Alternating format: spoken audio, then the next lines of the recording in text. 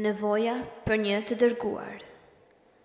Abdul Mutalibi nuk i lutej Hubelit, as i lutej gjithmonë Zotit, Allahut, por idhulli Muabit. Kishte qëndruar për brezat e tërë në shtëpinë e Zotit dhe ishte bërë për Kurejshit një farë personifikimi i hirit, pra i bekimit, ndikimi shpirtëror që përshkonte më të madhen e të gjitha faltorëve. Kishte dhe faltorë të tjera më të vogla, në mbar Arabin, më të rëndësishmet prej të cilave në Hijaz ishin tempujt e 3 bijave të Zotit. Si që mbanin disa prej adhuruesve të tyre, El Lat, El Uza dhe Menat, qysh në vogëli, ashtu si kurse arabet e tjerë të Jethripit. Abdul Mutalibin e kishin rritur me ndërimin për Menatin, tempulli të cilës ishte në Kudejt, deti Kuq, thuajse në perëndim të oazit. Më rëndësishme për Kurejshet ishte faltoria e Uzaz në luginën Nahlah, një ditë me deve në jug të Mekës, një tjetër ditë udhtim në të njëjtën kahje të çonte në Taif, një qytet i rrethuar me mur, mbi një pllaj të gjelbër, i banuar nga Thekifi, një degë fisit të madh arab, Havazin. Lata ishte zoja e Taifit, dhe idhulli i saj ishte strehuar në një tempull të pasur. Si mbikëqyrës i kësaj, fisit Thekif i pëlqente ta shite veten si homologun e Kurejshve, dhe Kurejshet shkuan deri aty sa të flisnin tani për 2 qytetet, kur përmendnin Mekën e Taifin, por me gjithë klimën e mrekullueshme dhe pjellurin e kopshtit të Hijazit, si quhej Taifi, njerëzit e tij nuk ishin jo xheloz për luginën e thatë në vërit të tyre, sepse dinin në zemër që tempulli i tyre, sado që të vazhdonin ta promovonin, nuk krahasoi kurrë me shtëpinë e Zotit. Ata as nuk donin që të ishte ndryshe, pasi dhe vetë rrjedhnin nga Ismaili dhe kishin rënjet në Mekë. Ndjenjat e tyre ishin të përzira, nga njëherë ndërkundërshtuese. Kurejshit nga ana tjetër nuk ishin xheloz për kënd. Ata e dinin se jetonin në qendër të botës dhe se kishin mes tyre një magnet të aftë për të tërhequr pelegrin nga të gjitha pikat e busullës. Vari prej tyre nëse bënin diçka që mund t'u azbete raportin e mirë që kishin vendosur me fiset e largëta. Posti i pritësit të haxhinjeve në Qabe i impononte Abdul Mutalibi një vetdije të mpret për këto gjëra. Funksioni i tij ishte ndërfisnor, e ndahej deri diku nga tërë Kurejshet. Haxhin duheshin bërë që të ndiheshin se Meka ishte shtëpi e kaluar shtëpie dhe mirëpritja tyre në kuptonte mirëpritjen e asaj që ata adhuronin, si dhe mosdështim në të respektuarit të idhujve që sillnin me vete, përlikja dhe autoriteti për pranimin e idhujve dhe të besuarit në efikasitetin e tyre ishte ajo e traditës. Baballarët, gjyshërit e stërgjyshërit e tyre kishin vepruar kështu. Prapse për Abdul Mutalibin, Zoti ishte realiteti i madh dhe ai ishte padyshim më i afërt me fenë e Ibrahimit se shumica bashkëkohësve të tij në mesin e Kurejshve, Huzajeve, Havazinëve dhe fisëve të tjera arabe, por ishin siç kishin qenë gjithmonë, disa që ruanin pastërtinë e plotë të adhurimit ibrahimik. Vetëm ata e kuptonin se larg nga të qeni tradicional, adhurimi i idhujve ishte risi, një rrezik të cilit i duhej ruajtur. Nevojitej thjesht një vështrim më i gjatë në histori për të parë se Hubeli nuk ishte më i mirë se viçi i artë i bijeve të Izraelit. Këta hunefa, siç e quanin veten, nuk donin të kishin lidhje me idhujt, pranin e të cileve në Mekë e shihnin si përdhosje e ndotje. Refuzimi i tyre për të bërë kompromis dhe çiltërsia e tyre e shpeshtë i degdisnin ata në thekën e shoqërisë mekase, ku respektoheshin, toleroheshin ose keq trajtoheshin pjesërisht, sipas personalitetit të tyre dhe pjesërisht sipas gatishmërisë së klaneve të tyre për t'i mbrojtur ose jo. Abdul Mutalibi, 24 Hunefa dhe njëri nga më të respektuarit të tyre, me emrin Varaka, ishte i biri i kushëririt të tij të dytë, Neufelit, nga klani i Esedit. Varaka ishte bërë i krishterë, dhe në mesin e këtë krishterëve atyre anëve, besoi se ardhja e një të dërguari ishte e afërt.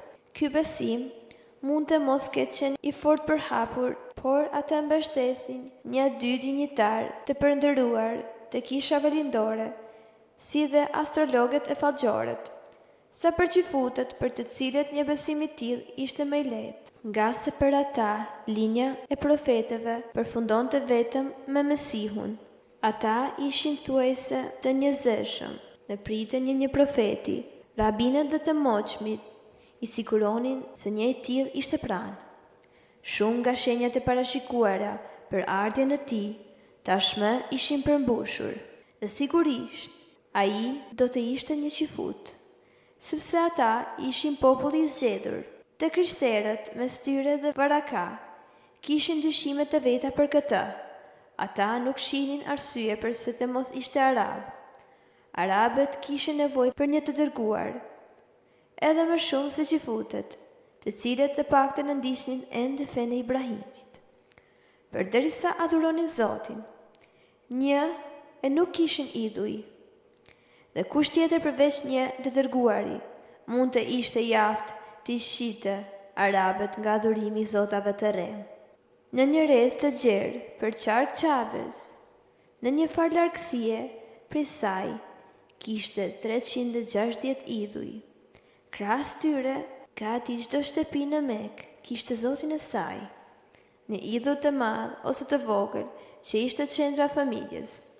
Si veprimet e fundit, para se të lindte banesën, sidomos në rast udhëtimi, një njeri shkonte te idhulli dhe e prekte për të marrë bekimet e tij, çka përbënte dhe veprimin e parë me të kthyer në shtëpi. Meka nuk bënte përjashtimin në këtë drejtim, pasi këto praktika mbizotronin ankënd shumicës së Arabisë. Është e vërtetë se kishte disa bashkësi të stabilizuara kristiane arabe në jug, në Nejran e Yemen, si dhe në veri afër kufirit me Sirin. Por ndërhyrja me fundit e Zotit, që kishte shëndruar me dheun e viset të gjëra të Evropës, nuk ishte patur për gati 600 vjet. Praktikisht, asnjë ndikim mbi shoqërinë pagane, e cila qëndërsohej te faltoria mekase. Arabët e Hijazit dhe të rafshinës së madhe të Nejdit, në lindjet e tij, dukeshin shpërfillës ndaj mesazhit të ungjive. Jo, se Kurejshit dhe fiset të tjera pagane ishin armiqësore ndaj kishtërimit. Kristianët vinin nga një herë t'i bënin ndërim shenjtërorës së Ibrahimit dhe mikpritshin si të gjithë të tjerët. Veç kësaj, një i krishtër lejohej e bile inkurajohej të pikturonte një ikon të Virgjëreshës Mirjem dhe foshnjës Isa mbi një mur të brendshëm të Qabes, ku kontrastonte thekshëm me të gjitha pikturat e tjera. Por Kurejshët ishin pak a shumë të pandjeshur ndaj këtij kontrasti. Për ta ishte thjesht çështje e shtimit të morisë së idhujve me dy të tjerë dhe ishte pjesërisht toleranca tyre që i bënte aq të padepërtueshëm. Ndryshe nga shumica fisit të tij, Varaka dinte të lexonte dhe kishte bërë një studim të shkrimeve të shenjta të teologjisë, kështu që ishte i aftë të shite se në njërin premtim të Krishtit, të interpretuar përgjithsisht nga të krishterët, se i referohej mrekullisë Pentekostit, kishte prapse prap elemente që nuk përputheshin me atë mrekulli dhe duheshin marrë si referim ndaj diçkaje tjetër, diçkaje të prapambetur ende, por gjua ishte hipokrite. Cili ishte kuptimi i fjalëve? Ai nuk do të flasë nga vetja, por çfarëdo që të dëgjoj, do të flasë. Varaka kishte një motër të quajtur Kutejla, me të cilën ishin shumë të afërt. Ai fliste shpesh për këto gjëra dhe fjalët e tij i bën aq shumë përshtypje asaj, saqë mendimet për të dërguarin e pritur i silleshin shpesh ndërmend. dhe ishte valli pranishëm në mesin e tyre. Tani që flimi i devëve ishte pranuar, Abdul Mutalibi ndau mendjen t'i gjente një bashkëshorte të birit të kursyer dhe, pas një farë përshimi, zgjedhja ra mbi Eminën, të bien e Vahbit, një nip të Zuhrait, vëllait të Kuseit. Vahbi kishte qenë prijesi i klanit Zuhra, por kishte vdekur ca vite më herët dhe Minja tani ishte nën kujdestarinë e vëllait të tij, Vuhejbit, që kishte pasuar atë si prijesi i klanit. Vetë Vuhejbi kishte një bijë në moshë martese, të quajtur Hala, dhe kur Abdul Mutalibi kishte ujdisur martesën e të birit me Eminën, ai kërkoi që Hala t'i jepej në martesë atij. Vuhejbi u pajtua dhe u bën të gjitha përgatitjet që dasma dy fish të kryhen njëkohësisht. Ditën e caktuar, Abdul Mutalibi e mori të birin për dore, dhe ata u nisën drejt banesës së Beni Zuhras. Rrugës ju deshte kalonin e për vendbanimin e Besi Esedit, dhe ndodhi që Kutejla, motra e Varaka, porinte në hyrje në shtëpisë së saj, mbasi me dashje, për të parë çfarë mund të shihej, sepse askush në Mekë ishte njoftuar për dasmën e madhe që do të ndodhte. Abdul Mutalibi ishte tani 70 vjeç, por duke mjaft i ri për moshë. Në çdo drejtim dhe afrim i ngadalt i dy dhëndërve, hiri tyre natyror i përforcuar nga solemniteti i rastit ishte pamje vërtet mbretëlënëse, por teksa po afroheshin, Kutejla ja kishte ngulur syt më të riut. Për bukuri, Abdullahu ishte Jusufi i kohës së vet, as burrat e gratë më të vjetra të Kurejshëve nuk kujtonin të kishin parë sojën e tij. Ai ishte tani në vitin e 25. Në lulëzimin e plot të rinis, por Kuteles i bëri përshtypje mbi të gjitha. Dhe ajo ishte impresionuar më parë, por kur si tani, rezatimi që i përdiste fytyrën dhe që dukej se ndriçonte nga matan, kësaj bote, mos vallë Abdullahu ishte profeti i pritur, apo ndoshta babai i të dërguarit? Ata sapo kishin kaluar Kutelen dhe e kapluar nga një impuls i papritur, ajo tha: "O Abdullah, ja t'ja lëshoj dorën, si kur të donte ta nxiste të fliste me kushërinën." Abdullahu u kthye të takonte dhe e pyeti se ku po shkonte. "Me tim atë," tha ai thjesht, jo nga përmbajtja, por sepse ndjej i sigurt që ajo e dinte se ai ishte nisur për në dasmën e vet. "Më merr këtu dhe tani për grua," tha ajo, "e do të kesh aq deve sa ato që u therrën në vendin tënd." "Ja me tim atë," u gjegja ai. "Nuk mund të veproj kundër dëshirës së tij dhe nuk mund ta lë." Martesa ndodhi sipas planit dhe çiftet qëndruan për ca ditë në shtëpinë e Vuhejbit. Gjatë kohës kur Abdullahu shkoi të merrte diçka nga shtëpia, u takua sërish me Kutejlen, motrën e Varakas. Sytë e saj ja hetuan fytyrën me aq seriozitet, saqë ai ndaloi pranë saj dhe pritje se ajo do fliste. Kur ajo mbeti e heshtur, ai e pyeti pse nuk ja tha ato që ja kishte thënë një ditë më parë. Ajo ju përgjigj: "Rita që ishte me ty, dije ta ka lënë.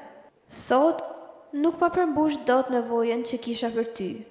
Viti i martesave ishte 569, viti pas këtij është një orë qysh atëherë si viti i elefantit dhe ishte vendimtar për më së një arsye.